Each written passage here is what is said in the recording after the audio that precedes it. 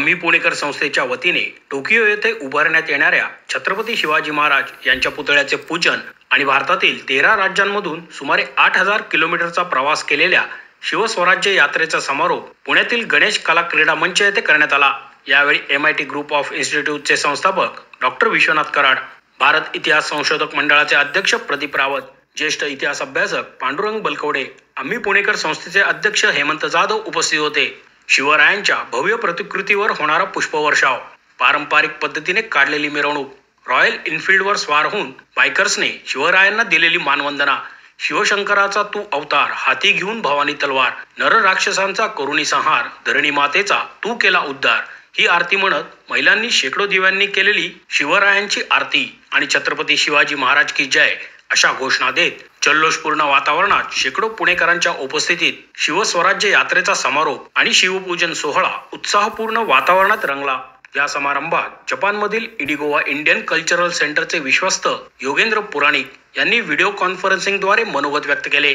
याशिवाय शाहू लक्ष्मी कला क्रीडा अकादमी यांनी शिवकालीन युद्धकला सादरीकरण, राम देशमुख यांनी छत्रपती शिवाजी महाराज यांचे चित्र रेखाटन केले।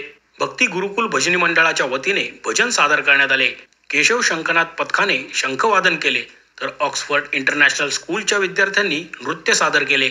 या पावन प्रसंगी बोलताना पांडुरंग बलकवडे म्हणाले, आजचा कार्यक्रम हा भारत देशासाठी एक सुवर्ण क्षण आहे।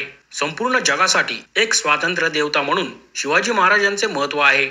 आज कोणत्याही लोकशाही राष्ट्रासाठी हा युगपुरुष प्रेरणादायी आहे। जगभरात त्यांचे स्मारक निर्माण झाले पाहिजे। सामर्थ्य हे दीनदुबळ्यांसाठी, त्यांच्या कल्याणासाठी असले पाहिजे हे शिवरायांनी सांगितले।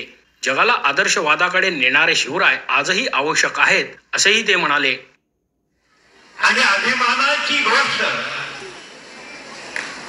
की थोड्या दिवसामध्ये हे शिल्प जगातल्या एका महत्वाच्या देशामध्ये म्हणजे जपान मधल्या टोकियो शहरात उभं राहणार आहे।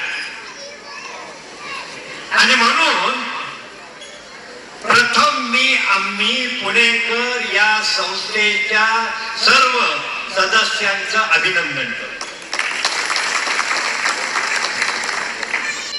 तर जगासाठी एक स्वातंत्र्य देवता म्हणून शिवरायांचं महत्व आहे। 350 वर्षांपूर्वी शेकडो वर्षाच्या सांस्कृतिक गुलामीतून आमच्या महाराष्ट्राला, देशाला मुक्त करणारे छत्रपती शिवराय हे आमच्यासाठी आराध्य दैवत आहे। शिवराय हे सर्व स्वातंत्र्य सैनिकांची प्रेरणा देवता होते। ज्यांनी पारतंत्र्याशी कसा संघर्ष करावा आणि एक आदर्श राज्य कसं निर्माण करावं आणि त्या राष्ट्राला सुराज्य कसं करावं हे दाखवून दिलेलं आहे। आणि म्हणूनच आज कोणत्याही लोकशाही राष्ट्रासाठी 350 वर्षांचे हे युगपुरुष निश्चितच प्रेरणादायी आहे। आणि म्हणूनच जगभरात त्यांचं स्मारक निर्माण झाली पाहिजे। आज जग अशा परिस्थितीत आहे, एका प्रचंड स्फोटाच्या शिखरावर जग आहे। अशा काळामध्ये जगाला आदर्शवादाकडे घेऊन जाणारे शिवराय जगासाठी आवश्यक आहे। हेमंत जाधव म्हणाले, सन 2023 साली कुपवाडा येथे सैनिकांना स्फूर्ती देण्यासाठी छत्रपती शिवाजी महाराज यांचे स्मारक उभारले। अशाच प्रकारचे लोकवर्गणीतून साकार झालेले जागतिक स्मारक टोकियो शहरात होत आहे।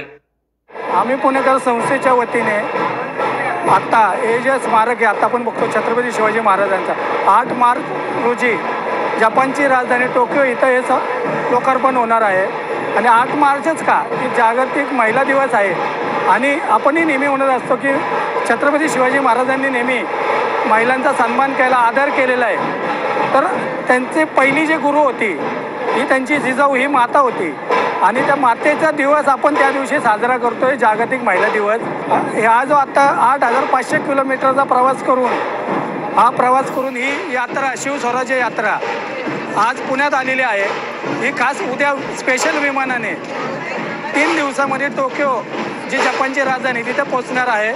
तिथं जपानचे राजे नारुहितो यांच्या हस्ते याचं लोकार्पण सोहळा होणार आहे. जपानची यदोगावा म्हणून कल्चरल सोसायटी आहे, जे जे योगेंद्र पुराणिक आहेत हे तिथं आपल्याला सहकार्य करतात. इंडो जपान कल्चर सेंटर हेही याच्यामध्ये सहभागी आहे.